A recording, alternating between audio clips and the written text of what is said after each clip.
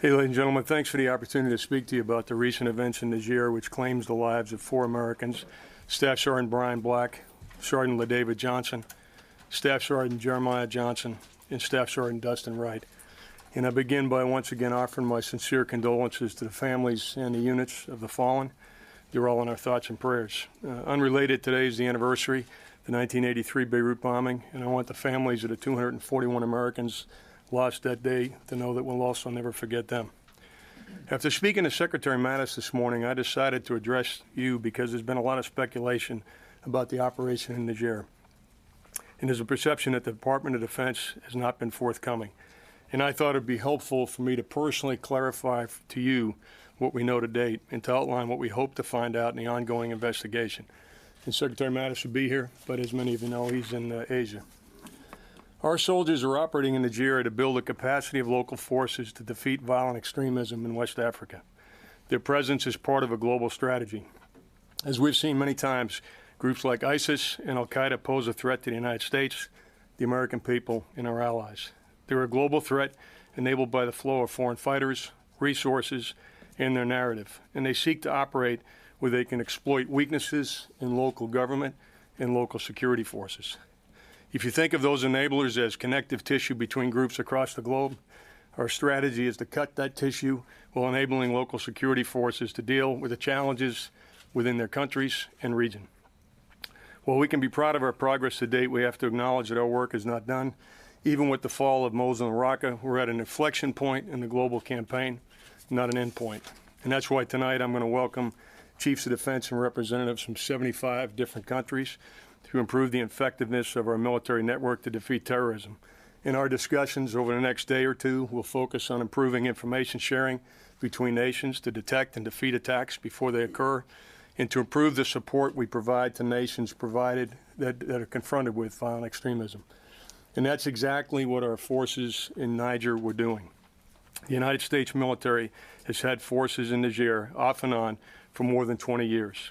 Today, approximately 800 service members in Niger work as part of an international effort led by 4,000 French troops to defeat terrorists in West Africa. Since 2011, French and U.S. troops have trained a 5,000-person West African force and over 35,000 soldiers from the region to fight terrorists and affiliated with ISIS, Al-Qaeda, and Boko Haram. Now, let me address the specific events in Niger that took place early this month. On the 3rd of October, 12 members of the U.S. Special Operations Task Force accompanied 30 Nigerian forces on a civil military reconnaissance mission from the capital city of Niamey to an area near the village of Tongo Tongo. Approximately 85 kilometers to the north was the location of that village. On the 4th of October, U.S. and Nigerian forces began moving back south. And en route to their operating base, the patrol came under attack from approximately 50 enemy using small arms fire, rocket-propelled grenades, and technical vehicles. And what I want to do now is I want to walk through for you the timeline that we have and kind of what I would categorize as what we know about the incident. So early in the morning of 3rd October, as I mentioned, U.S. forces accompanied that Nigerian unit on a reconnaissance mission to gather information. The assessment by our leaders on the ground at that time was that contact with the enemy was unlikely.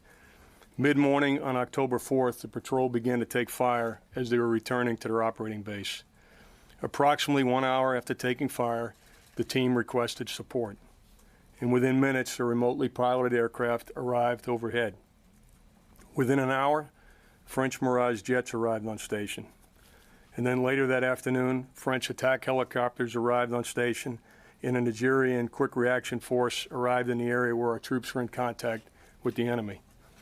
During a firefight, 2 U.S. soldiers were wounded and evacuated by French air to Niamey, and that was consistent with the casualty evacuation plan that was in place for this particular operation.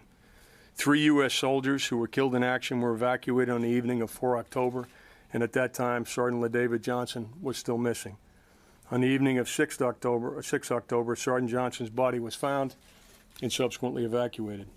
From the time the firefight was initiated until Sergeant Johnson's body was recovered, French, Nigerian, or U.S. forces remained in that area. Now, many of you have asked a number of questions and those are all, and many of them are fair questions, and we owe you more information. More importantly, we owe the families that have fallen more information, and that's what the investigation is designed to identify. The questions include, did the mission of U.S. forces change during the operation? Did our forces have adequate intelligence, equipment, and training? Was our pre-mission assessment of the threat in the area accurate? How did U.S. forces become separated during the engagement, specifically Sergeant Johnson? And why did it take time to find and recover Sergeant Johnson? Again, these are all fair questions that the investigation is designed to identify. And what I would say is I hope from this brief overview I've outlined why our forces were in Niger, what they were doing at the time of the incident on the 3rd to 4th of October, what we know, and again, the questions that remain that we will work on over the next several weeks as the investigation unfolds. And with that, I'm happy to take your questions. General Dunford, thanks very much. We've reported that Sergeant Johnson's body was found some 1 mile away from the initial site of contact. Is that consistent with the information you have? And is there any assessment at this point as to why that was the case? And I have a brief follow if you don't mind. Sure. Jim, and this really is for all of you as we ask questions. We feel pretty confident in what took place before this patrol moved out.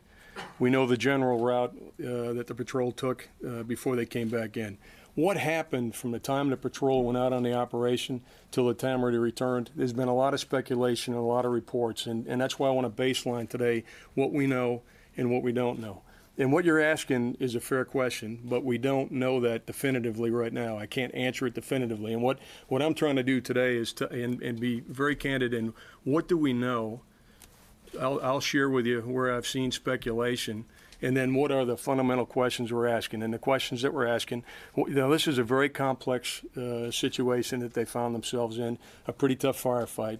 And what tactical instructions the commander on the scene gave at a given time that caused units to maneuver, and where they might have been when Sergeant Johnson's body was found, those are all questions that we'll identify during the investigation. And you had a follow-up. You're aware, I imagine, that some of the administration, when faced with tough questions about this operation, the information sharing from the operation, have intimated that perhaps members of the press shouldn't ask such tough questions, particularly of people in uniform or recently in uniform. And I'm curious if you have a reaction to that, if you share any of that, or you take any issue with those kinds of questions. Let me just speak for myself on sharing information with the media. And I don't know exactly what you're referring to, and so I'm not going to benchmark my comments against that. I think first and foremost in this particular case, we owe the families as much information as we can find out about what happened. And we owe the American people an explanation of what their men and women were doing at this particular time. When I say that, I mean men and women in harm's way anywhere in the world. They should know what the mission is and what we're trying to accomplish when we're there. And so those are all fair questions in my judgment. I mean, in other words, that's why we're out here today, is to take your questions and provide as much information as we have. The only thing I'm asking for today is a bit of patience to make sure that what we provide to you when we provide it is factual. And the other thing that I think that's also important is when this information is finally available, the first thing we're going to do is go visit the families in their homes, should they welcome us. And we will have a team go in of experts, and I've done this personally myself several times, a team of experts go into the family and share with them all the facts that are available as a result of the investigation and give them an opportunity to ask questions. And as soon as we're done with that, we'll come back in here and we'll share exactly that same information that we share with the families. And so when I tell you today we don't know, it'll be a fair answer. We don't know. And I'll tell you everything we do know definitively, and I'll tell you what the key elements are of the investigation that we hope to find out in the coming weeks. But again, with regard to being transparent, I think we do owe the families and the American people transparency in incidents like this, and we intend to deliver just that. General Dunford, if I could just get a quick follow-up on Sure. the timeline. You said that they didn't call for air support until an hour into contact, That's and right. then the French came, so that would make the arrival of the French 90 minutes, a good 2 hours after the initial contact, which conflicts with what we've been told. Okay, so let me walk you through the timeline. The best we know now, and so when I have a degree of confidence, I'm sharing it. About an hour after the initial contact was made, they requested support. When they requested support, it took the French aircraft. The French were ready to go in 30 minutes, and then it took them 30 minutes, approximately 30 minutes, to get on the scene. So from that, I think it's a fair conclusion to say that about 2 hours after the initial contact was made, the initial French Mirages arrived overhead. But it's important to note that when they didn't ask for support for that first hour, my judgment would be that unit thought they could handle the situation without additional support. And so, well, we'll find out in the investigation exactly why it took an hour for them to call. We shouldn't conclude anything by that 1 hour. It may very well have been, and I've been in these situations myself, where you're confronted with enemy contact. Your initial assessment is you can deal with that contact with the resources that you have, and at some point in the firefight, they concluded they then needed support, and so they called for additional support. The confusion of the 30 minutes, which is always the danger of coming out and sharing information, right? So this is what I'm trying to do, is clear up today. I think what you were told in the past, that the French were there in 30 minutes. They responded within 30 minutes, and they were overhead of this unit within 30 minutes. And so that's where the 30 minutes came from, and I'm making that clarification. And then there's operational clarification. You Sure. said they were ambushed when they were coming back to their outpost. Previously, we've been told that they were ambushed when they were leaving the village. Is there discrepancy there? There's not a discrepancy. When I described it, they're leaving the village. Where are they going at that point? They're going back to their operating base. And then They're how moving south. far from the village? I don't have the exact details of how far. The investigation, again, will go out there. You know, these investigations, for those that haven't been involved in the past, there'll be people on the ground that'll actually go and look at where this took place and measure the distances and get the details. And we will be provided, so we can provide the family with detailed graphics of exactly what happened and how this unfolded. So I wouldn't want to talk about numbers of meters from the village, but the initial report was that the contact they made with the enemy was outside the village, south of the village, as they were heading back to their operating base. I just want to be clear, sir, that you said that they did not call for support until an hour after first contact. That's kind of putting a lot of pressure on those team members. So can you say without a shadow of a doubt that within that hour they did not try and call out for support? Look, what I can tell you is the timeline that we have is the first indicator that the unit called for external support was 1 hour later. Now, I will tell you, the information I'm providing to you today is the complete information I have available. We may very well find out. This is the difficulty in addressing these before the investigation is complete. And I tell you what, the one thing I would push back on hard is I'm not putting any pressure on that unit. I made it very clear that I make no judgment as to how long it took them to ask for support. I don't know that they thought they needed support prior to that time. I don't know how this attack unfolded. I don't know what their initial assessment was of what they were confronted with. What I do know is that our logs indicate that an hour after the contact, approximately, they requested support. And then I talked about the timeline of the French response. That's just what I know right now. I'm not going to tell you that in the investigation we won't find out that they attempted to get support and it didn't come. I'm just telling you what I know. Everything beyond what I told you would be speculation. You're saying one of the questions is, Tom. is there good enough intelligence? Do they have enough ISR and equipment?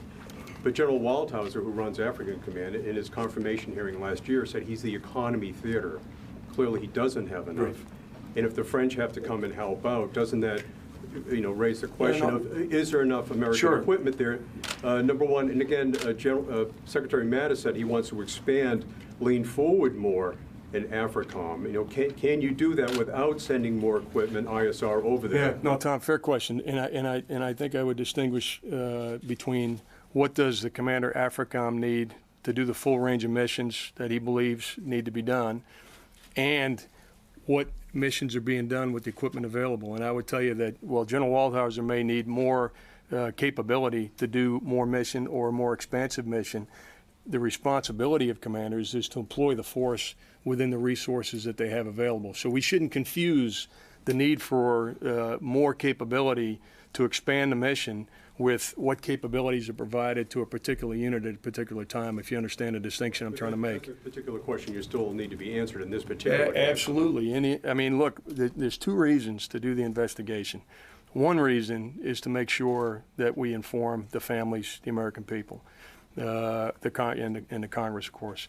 The second is, every time something like this happens, we do an internal look at ourselves and we find out what is it that we did, what could we do better, and then make changes based on what I would consider an after-action review.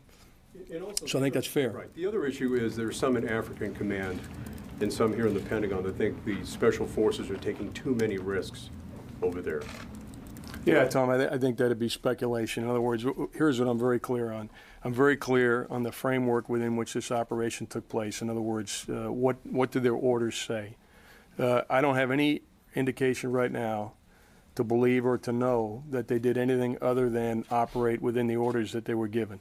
That's what the investigation's all about. So I think anyone that speculates about what Special Operations Forces did or didn't do is doing exactly that. They're speculating. In general, special operators in Africa are maybe taking too many risks. That's the sense of some people in this building and also AFRICOM. Well, Tom, I don't. It's not my assessment that they're taking too many risks. I mean, let's keep in mind, although I talked about enemy contact being unlikely on this particular mission, the reason why we're in West Africa is because of the area of concentration of ISIS and Al-Qaeda. The reason why our Special Operations Forces are operating in Libya is because there is a threat of ISIS attacks from Libya. The reason they're in East Africa is because there's an Al-Qaeda and a smaller ISIS presence there. So to the extent that they're taking risk, we have sent them there to operate in areas within which there are extremist elements that if we weren't conducting operations, our judgment is that they would have the capability to plan and conduct operations against the homeland, the American people, or our allies. So are they taking risks? They are. Are they taking risks that are unreasonable or not within their capabilities? I don't have any reason to believe that. Sure. And by the way, I'll stay to answer questions, so I'll get to you all. Thank you, General Dunford. Could you please describe what weapons this unit had with them to defend themselves? Were they heavily defended, or did they go in light trucks, not expecting much resistance? I'll answer the second part because I know, and I'll give you in general the first part. So they did not expect resistance on this particular patrol, at least when they first planned it. Again, what happened subsequently will be the investigation, because the rules in that part of West Africa are that we will only accompany our partnered forces when the chances of enemy contact are unlikely. So with that, they were equipped with machine guns, small arms, and obviously had the ability with communications capability to reach back and get larger supporting arms. And have you learned at all what type of fires they came under? Was it just small arms fire? Were there IEDs? Yeah, the initial report, I don't have any reports of IEDs. I haven't seen those.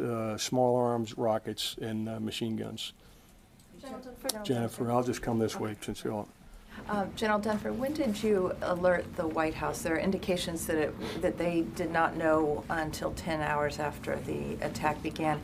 And also there are members on Capitol Hill, members of the Armed Services Committee, who say they didn't know that we had troops in Niger. Is that possible? Sure. Two separate questions. We notified the White House as soon as we had a soldier that was missing. Was the first report. Now, they would have received an initial report, probably simultaneously to me, the way it works with our op centers, that we had a report of 3 killed in action. And then I know we made some specific calls when we had a soldier that was missing, which of course we didn't report publicly because we're in the process of trying to recover him. So I know that I spoke to General Waldhauser that night when we got the initial report. It was probably around 9 or 9:30 Washington, D.C. time, the night of the 4th. And at that point, knowing that we had a missing soldier, we made a decision to make sure that all of the resources, to include national assets, were available for the recovery of that operation. And of course, we maintained operational security to not put at risk our operations to recover Sergeant Johnson at that particular time. With regard to Congress, I've heard the criticism of we're not providing enough information, and the way I've taken that is to say if the Congress doesn't believe that they're getting sufficient information, then I need to double my efforts to provide them with information. So, without going through what people may have known at any given point in time about this operation or other operation, I mean, the one thing I can tell you is that Secretary Mattis and I are committed to make sure that we satisfy the needs of the Congress for the information they need to provide oversight. And so we're looking in the mirror saying, okay, we thought we were doing all right. What's most important is how the Congress feels about that. And so we need to double our communications efforts, and we'll do that. Thank you, General. You mentioned that this was a reconnaissance mission. There have been some conflicting accounts. Have you seen so far any indication to suggest that the nature of the mission changed from its original intent? No. Here's what we know. It was planned as a reconnaissance mission. What happened after they began to execute it? In other words, did the mission change? That is one of the questions that's being asked. It's a fair question, but I can't tell you definitively the answer to that question. But yes, we've seen the reports, we've seen the speculation. Given what happened, it's a fair question to ask, because if the enemy situation was unlikely, we obviously lost 4 soldiers, had 2 others wounded in a pretty significant firefight. So at some point, did the intelligence that was available to them change? Did they have other intelligence available? Did they decide to do something different than the original patrol with their partnered forces? Those are some of the key questions that the investigation is looking to uncover. Lita. General, are you satisfied overall with the response times, including the fact that it took 2 days to recover Sergeant Johnson's body? And more broadly, what does this suggest to you about how you go about things going ahead? Is this a more dangerous area than perhaps either intelligence or something else may have indicated? And do you change things as you go ahead? Yeah. Do you increase the assets overhead? Do you increase security patrols? I think all the questions that you asked, the answers to those are going to be informed by our reading of the investigation. I mean, we'll ask every single question you just asked. We will ask ourselves and make adjustments. And keep in mind, I mean, I think it's an important point. This area is inherently dangerous. The judgment of contact with the enemy was made about a particular operation at a particular location at a particular time. So is this a dangerous area? Yes, we're there because ISIS and Al-Qaeda are operating in that area. That's why our forces are providing advice and assist to local forces, is to help them to deal with that particular challenge. With regard to our equipping, our responsiveness, and so forth, those will all be questions that we will ask ourselves at every level once the investigation is concluded. Because I think it's important for us to baseline what support was requested at what particular time. When did it arrive? Was it what they needed? All those are fair questions, but again, I would just ask for your patience in just giving us the time it takes to do the investigation. And one of the questions that we haven't asked yet is how long will it take to do the investigation? For Secretary Mattis and I, we've talked to General Waldhauser. We certainly have expressed a sense of urgency in getting the answers to the questions that you've asked and the family have asked. We want to have that investigation concluded as quickly as possible. But we have prioritized making sure that the investigation is accurate, and that when we go to the families and we tell them what happened, that it's based on facts. And so we're trying to balance the need to do this quickly with the need to make sure that it's accurate. And I think we will certainly err on the side of accuracy. Well, should there have been U.S. forces also used to help locate his body rather than relying on the Niger forces, do you think? Well, there was Niger forces involved in the operation. There were French forces involved in the operation. There were U.S. forces involved in the operation in its entirety. So there were U.S. forces involved in recovery. And as I mentioned to you, without going into detail, as soon as General Waldhauser contacted me that night, I spoke to the Secretary of Defense. It was a 20-second phone call when I told him what we were asking for. I immediately called General Waldhauser, told him his request for additional support was approved, and then we started putting the wheels in motion to deliver that capability. So I can tell you, once we found out that Sergeant Johnson was missing, we brought the full weight of the U.S. government to bear in trying to try to recover his body. There's the shock of 800 troops in Niger. Is that the high point in terms of what we have in the region, or do we have 1,000 in Mali and more in Nigeria? No, that's the largest number in Africa right now. We have more of that in East Africa, but in any one country, That's the most. Mission Creep, people are going to. And I'll tell you what I'll do is I'll have the team come back and just make sure that, just take a look at all the countries. But that is, and it also is a high in this particular area. Again, we've been there off and on for over 20 years. We established a Joint Special Operations Task Force in 2011. 2008, and we probably had 500 or 600 forces there some months ago. This happened to be a high of 800. A lot of public are going to wonder, is this mission creep? You remember 1993, October 3rd, Black Hawk Down incident? I do. People are going to say, is this mission creep? Has Let the me- mission been consistent? Let me talk about the mission, and I think it's important for me to go back to my opening statement and talk about strategically what we are trying to do. In our judgment, we're dealing with global threats in Al-Qaeda and ISIS and other groups. And the theory of the case of our strategy is to be able to put pressure on them simultaneously wherever they are.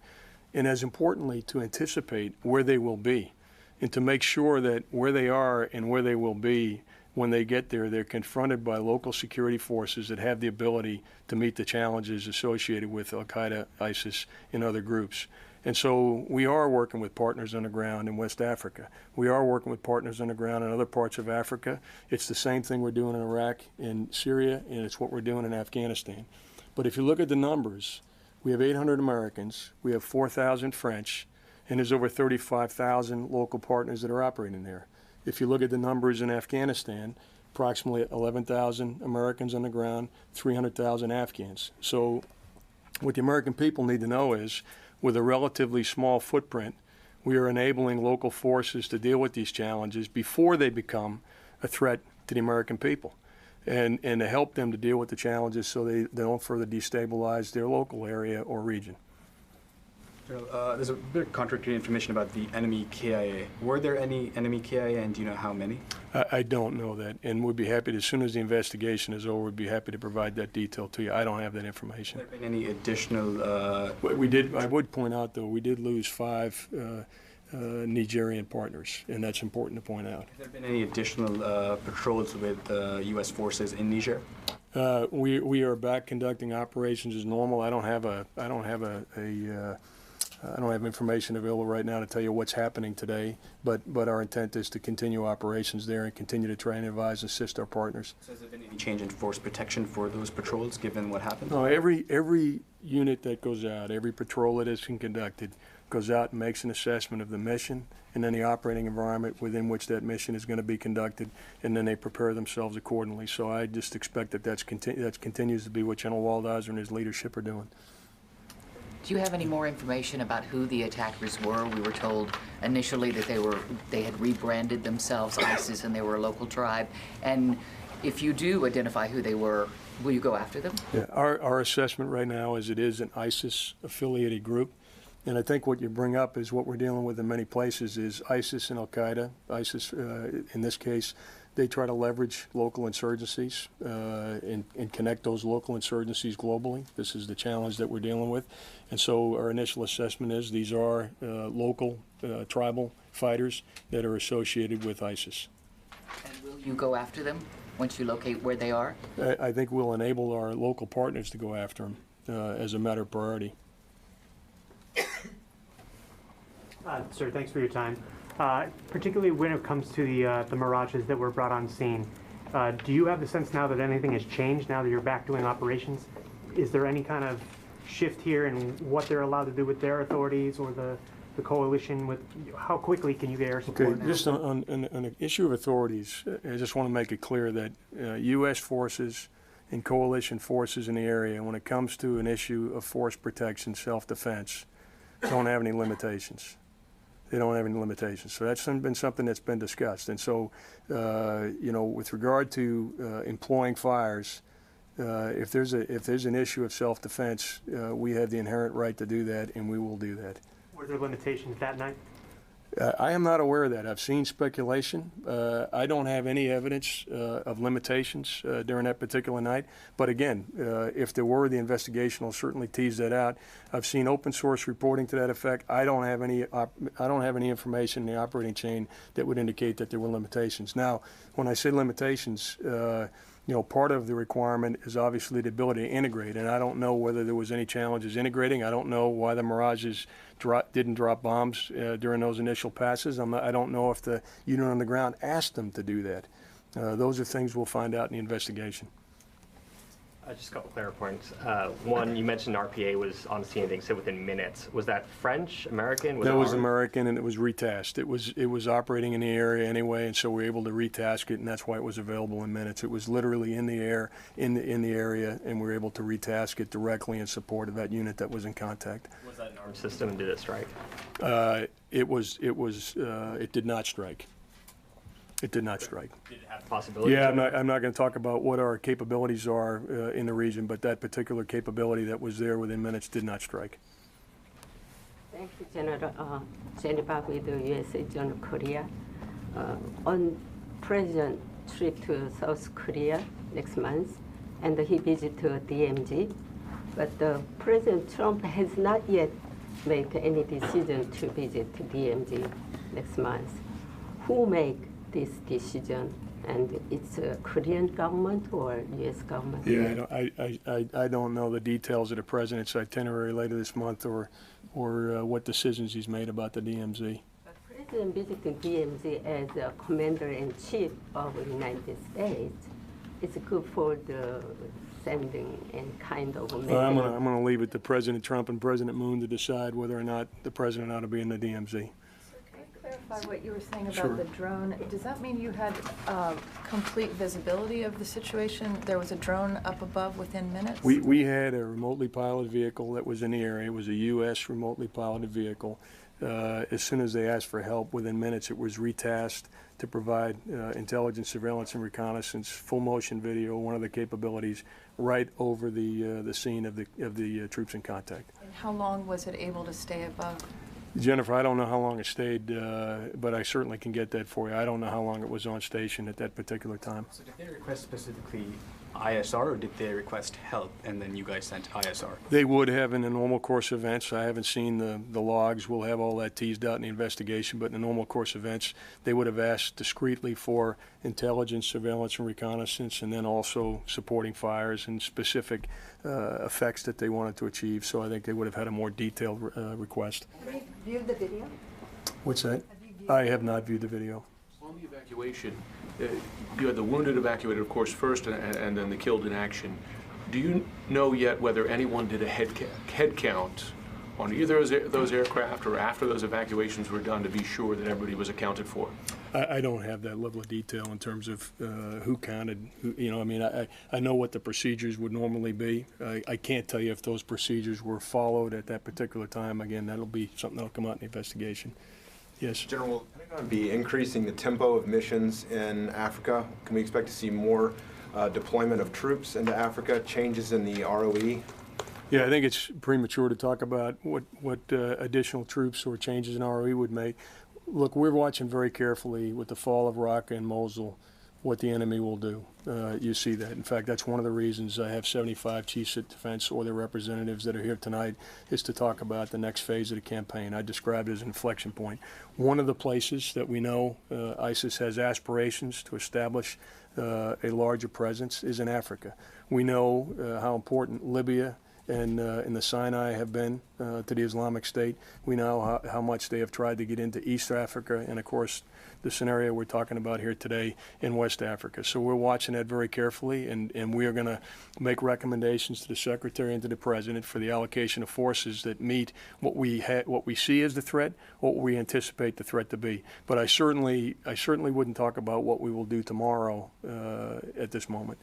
For now, have the combatant commanders or the chiefs made any recommendations to the White House to change troop numbers, tempo, ROEs? Yeah, to the White House spoken with you to about the White that? House, no. But one thing I would tell you, just to make sure that we're clear, we get requests for capabilities on a routine basis. They come to me, and then we frame those for decision by the Secretary of Defense. So there's constantly requests for capabilities that go back and forth between the combatant commanders and the Secretary. I mean, I don't think a week goes by when we don't work a request from the combatant commanders to do that. And sometimes it's a question of reallocating capability. If you were talking Africa, we'd reallocate it either from European Command or Central Command and then reallocate it back when a particular mission is complete. But that kind of activity happens all the time. I think what you're really talking about is a much more sustained presence with a larger footprint, and there's been no discussion nor has there been a request for that. For the troops that are on the ground right now, has there been discussion of increased tempo? There has not. There has not. Thomas? Yeah, go ahead. Thanks for doing this. Sorry for cutting you off earlier. You said that they overnighted, the patrol overnighted from October 3rd to October 4th. Was that part of their mission plan that they put up and that headquarters understood was going to happen?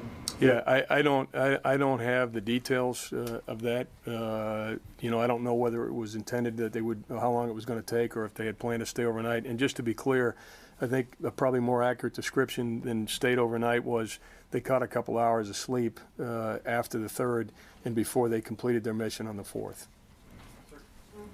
Is there an investigation beyond the 15-6 into the troop deaths? And then what's the significance of the FBI being called in? Sure. On the first case, no. There's an investigation that's being conducted by a general officer at the United States Africa Command into the incident itself.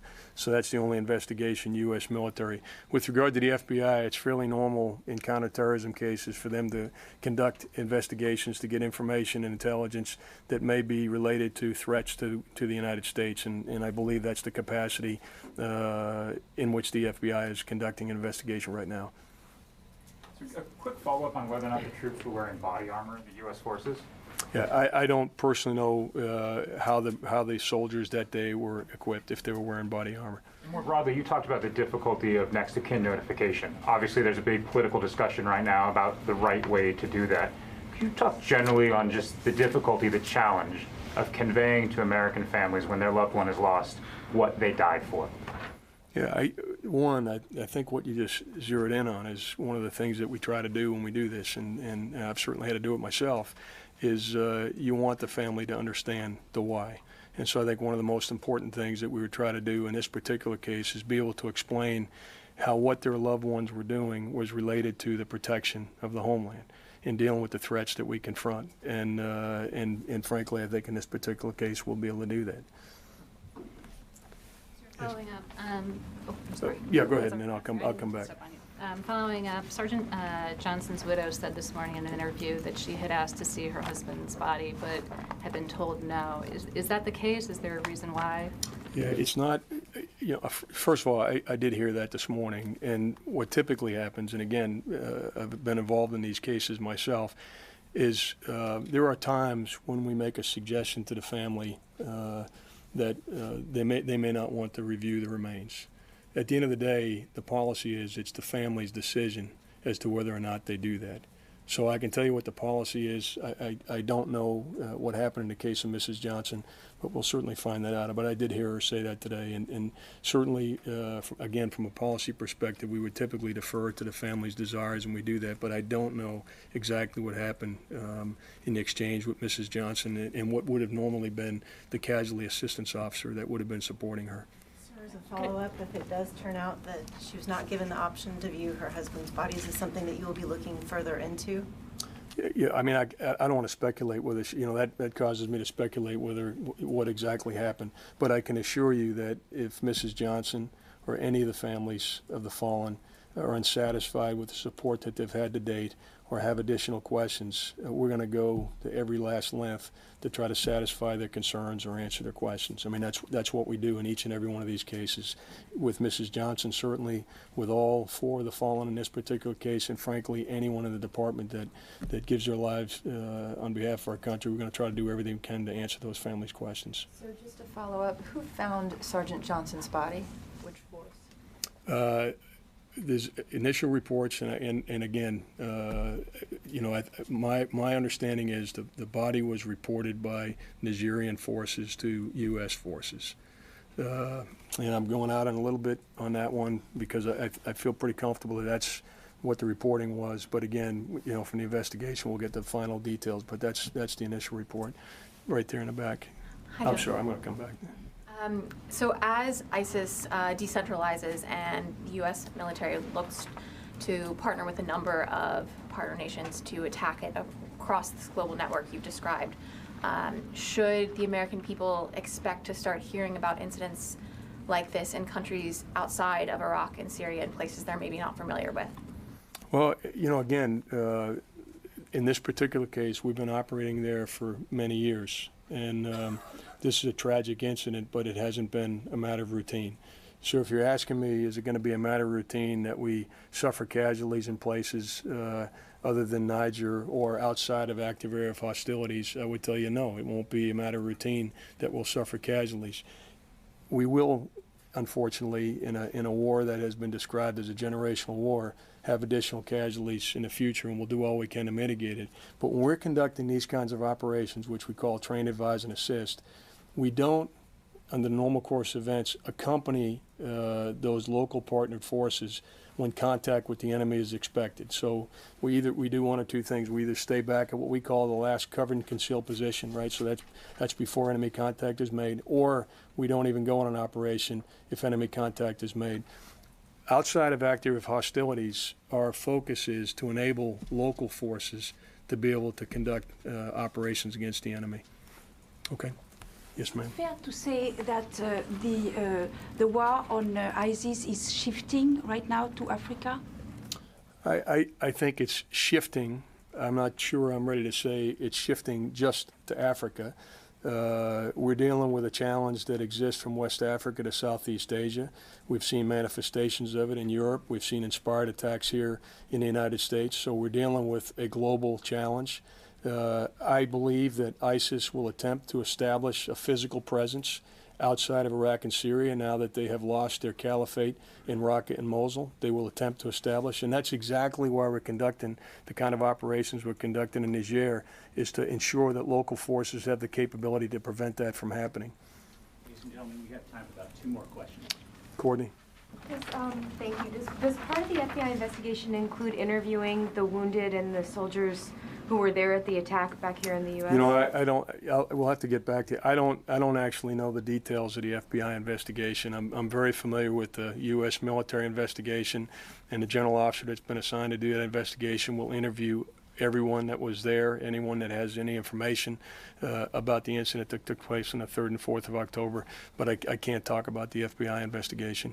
Can you just give us a time from the initial troops in contact until the Americans were taken out of the area? What was the total time of this entire engagement? Do you have that? How many hours?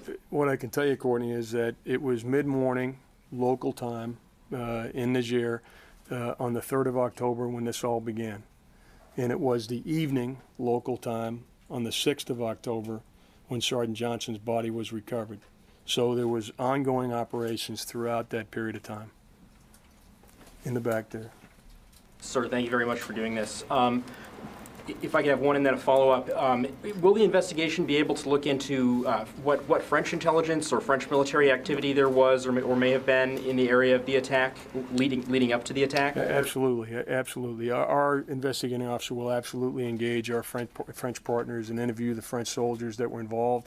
I'm sure he'll interview the crews that were called in to provide support, to include the rotary wing attack helicopters, as well as the fixed wing. So I don't have any doubt that all the information that the French have available will be shared with our investigating. It's classified intelligence on their side? That's happening every day. There's no doubt about it. I mean, we are integrated in conducting operations with the French. We are partnered with them there. So we have complete transparency in sharing information in West Africa with the French.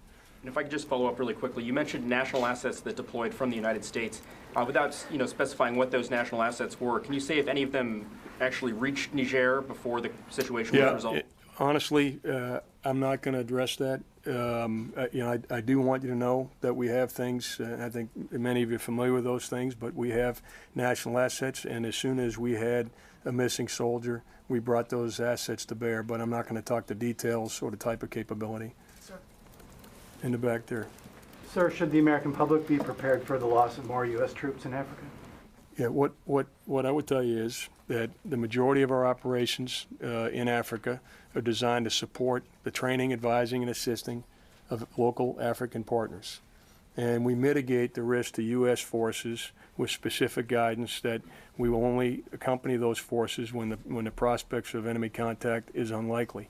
There are other areas in Africa where we have a different construct. So what I just described to you is the construct that exists in West Africa.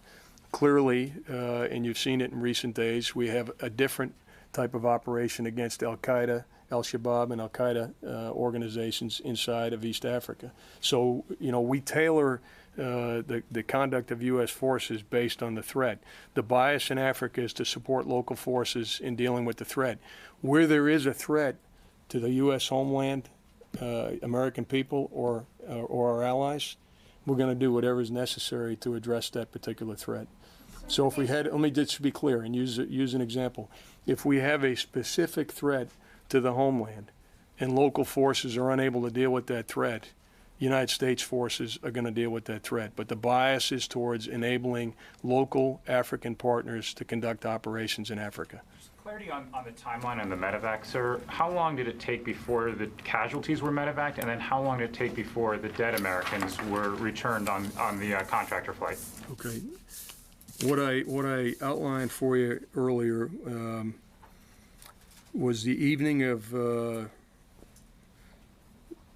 the firefight, so this is probably sometime late in the afternoon, then in the evening, is when the two soldiers who were wounded were evacuated. What I don't have is the specific time when they were wounded. So if you're asking for a time between when they were wounded and when they were evacuated, I don't have that.